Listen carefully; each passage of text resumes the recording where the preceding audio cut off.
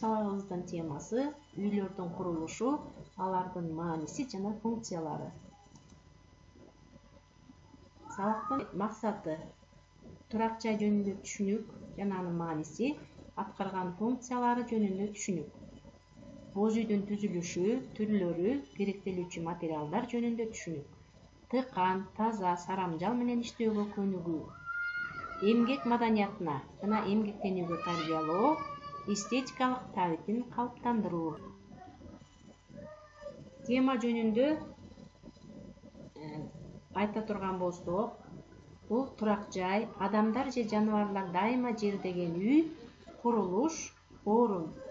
Турак жай жагымсыз аба ырайынан, жаандан, кардан, шамалдан коргонуу, уктоо, тукум калтыруу, эс алуу үчүн кызмат кылат. Мисалы үчүн, канаттуулардан баштап аарылар, кумурскалар уяларын курушат. Карагыла сүрөттөн аарынын уясы, кумурсканын уясы, чабалекейдин уясы, ошондой эле адамдар да өзлөрүнө жараша, кайсы жерде жашаганына жараша үйлөрүн куруп алышкан. Булар эмнеден, курулуш материалдары эмнелерден болот? Жыгачтан, самандан, жалбырактардан, кумдан, таштан жасап алышкан. Адамдар жашоо шартына, жергиликтүү климатка жараша топурактан, жыгачтан, камыштан жана башка материалдардан үй куруп алышкан. Мисалы, турак жайдын түрлөрү, үйлөрдүн түрлөрү. Илгертеден адамдар үңкүрлөрдө жашашкан, жер там, үй, алачык, чатыр. Ал эми кыргыздар болсо боз үйдө жашашкан. Боз үй бул улуттук турак жай. Аны жасоо чоң чеберчиликти, так эсептөөнү талап кылат. Боз үй шамалга туруктуу болуу үчүн, жылуулукту жакшы сактоо үчүн силиндр формасы тандалып алынган. Көчмөн турмушка байланыштуу, оңой чечилип тигиле турган, бир дагы мык колдонулбай жасалган өзгөчө турак жай. Кыргыздын боз үйү көлөмүнө, сырткы көрүнүшүнө, ички жасалгасына, турмушта алган ордуна карай бир нече түргө бөлүнөт. Аларга ак ордо, чоң үй, ак өргө, конок үй, кураштырма үй, тул салган үй, ашкана үй, жылкычылардын үйү. Боз үйдүн негизги курулуш материалдары жыгач, анан кийиз болгон. Мисалы үчүн, ушу боз үйлөрдү чечмелесек, чоң үй, кичине чоңуна карабай, ата-эне жашаган үйдү айтабыз чоң үй деп. Ак өргө деп чоңоюп калган кызына сеп катары арнап жасалган үй, же болбосо баласы үйлөнгөндө атайын бөлүп койгонго арнап жасалган үйдү биз ак өргө деп айтабыз. Биз эми ушул боз үйдүн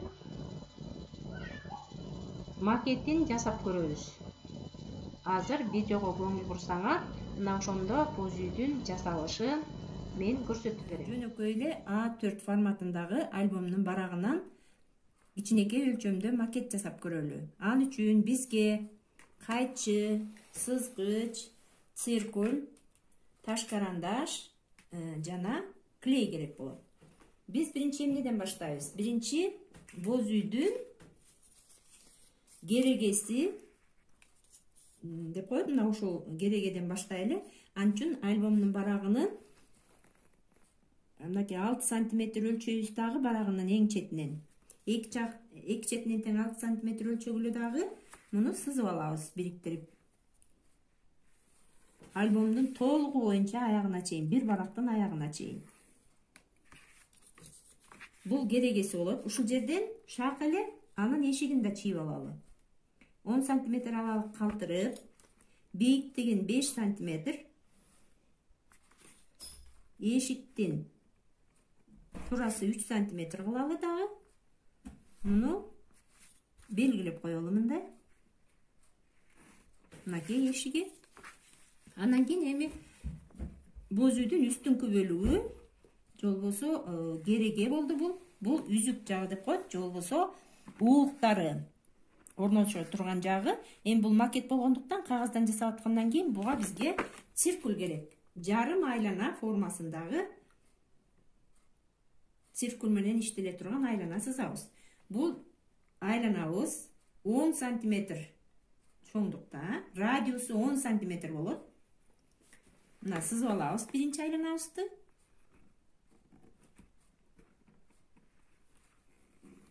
Мынакей биринчи айланабызды сыздык. Экинчи айланабызды сызабыз. 9 сантиметр болот. Бул ички айлана 9 сантиметр. Андан кийин мына бул жерге түндүктүн ордуна 3 сантиметр калтырып, мынакей 3-чү айлананы сызабыз. Ошентип биздин кереге бөлүгүбүз даяр болот. Анан кичине борборунан мындайраак кылып туруп, кичине жантык сызык жүргүзөсүңөр. Бул клей менен чаптаганда керек болот. Эми мореки тышкы айлана боюнча силер циркулду 1 сантиметр өлчөмгө коюп алып, мына 1 сантиметр өлчөмгө коесуңар дагы, 1 сантиметрден өлчөп чыгасыңар. Мынакей. Мындай өлчөп белгилеп чыгасыңар. Мынакей ар бир. Эми ушул өлчөгөндөрүңөрдү сызып чыгабыз мындай.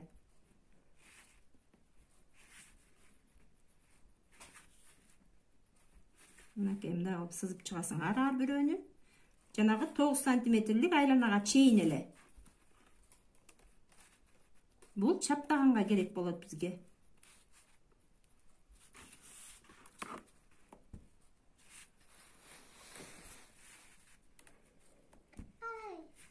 Мына морекиндей аягына чейин чийип чыгасыңар ушундай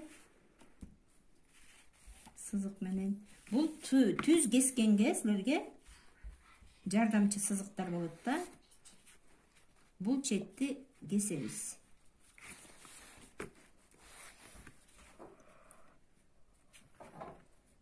Боз үй өзү бат чечкенге, тиккенге ылайыкташып жасалган да, конструкциясы да ошондой. Эми булардын бөлүктөрүн кесип алалы эми азыр.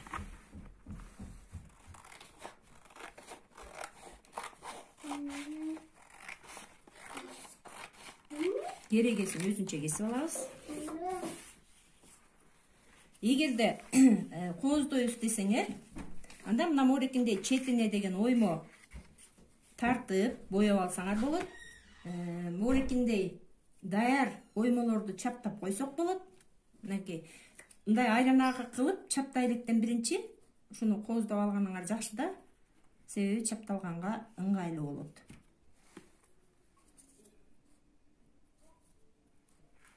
Мына эшиктин эки жагына бирдей аралыкта чаптагыла, кооз көрүнүш үчүн, жакшы көрүнүш үчүн. Эми бул эшигин биротоло даярдап алалы. Мынакей эшикти мына морекке 5 сантиметрге чейин өлчөбөдүк беле, мына ошого чейин гана кесесиңер, аягына чейин кесип салбай. Анан муну карандаштын жардамы менен мындай тегеректеп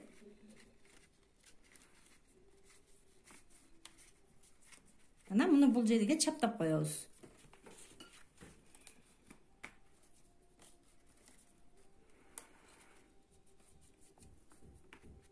Мына бул жерге чаптайбыз. Кичине кое турсаңар, жакшы чапталып калат. Мына муну кое туралы кичине. Эми үзүк жагын, боз үйдүн үстү жагын даярдап алалы. Текши жакшы кескенге аракет кылгыла. Сызып алган сызыгыңар боюнча биринчи айлананы кесебиз. Каптал жагы. Бул түндүк келе турган жагы.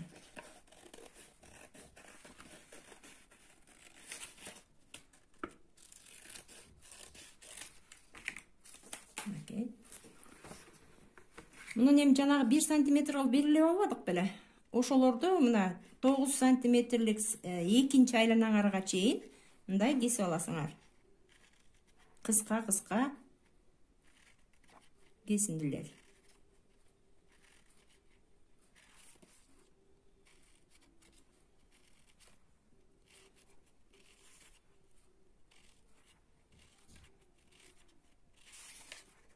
Убактыңарды жакшы пайдаланыш үчүн ушундай кошумча сызыктарыңарды өлчөм менен туура сызып алганыңар өзүңөргө аябай жардам этет да. Себеби бул так математикалык өлчөмдү талап кылат. Эми мынакей биринчи кереге жагын чаптайбыз. Клейди колдонобуз. Цилиндр формасында кылып чаптайбыз. Мынакей.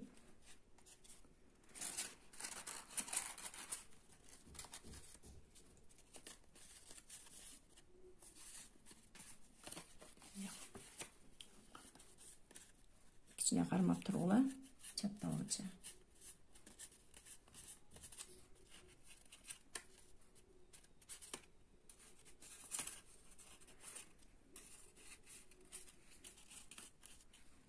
Мынакей. Астыңкы бөлүгү даяр болду. Эми үстү.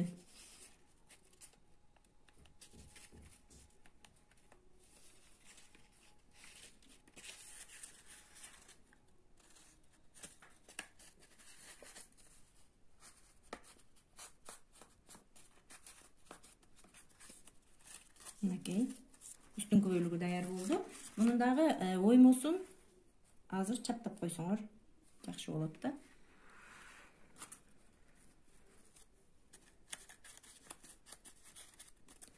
Эми жанагы кескен 1 сантиметрлик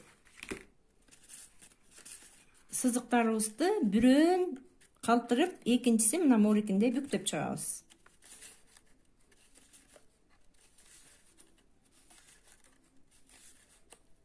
Бул боз үй менен астыңкы бөлүк менен үстүңкү бөлүктү жакшы бириктиргенге жардам берет бизге. Мына мондай кылып чыгасыңар, мондай формада. Анан кийин муну мына боз үйдүн үстүнө мондай жайгаштырып коебуз. Мынакей. Анан эң аягында түндүгүбүздү даярдайбыз.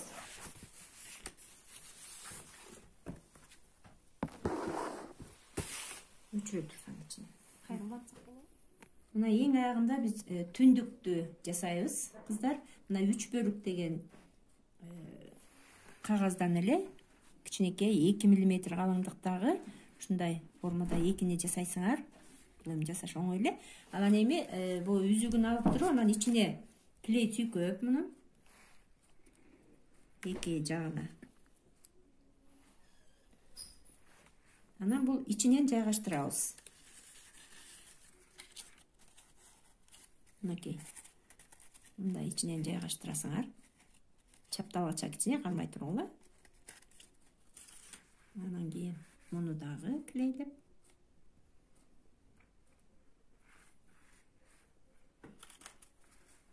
Мунун ичинен кайчылаштырып.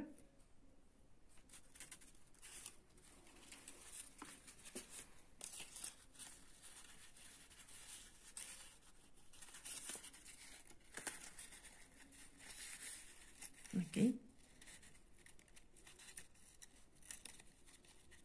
Мындай кайчылаштырып чаптап койсоңор, мына түндүгү даяр болду.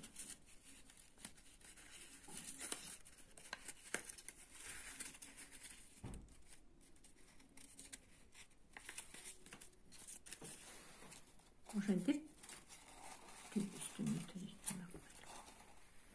мына бизден кичинекей боз үйдүн макети пайда болду. Эми муну өзүңөр каалагандай кылып, башкача өзүңөрдүн фантазияңар менен дагы башкачараак кылып, өзгөчөлөнтүп жасасаңар болот.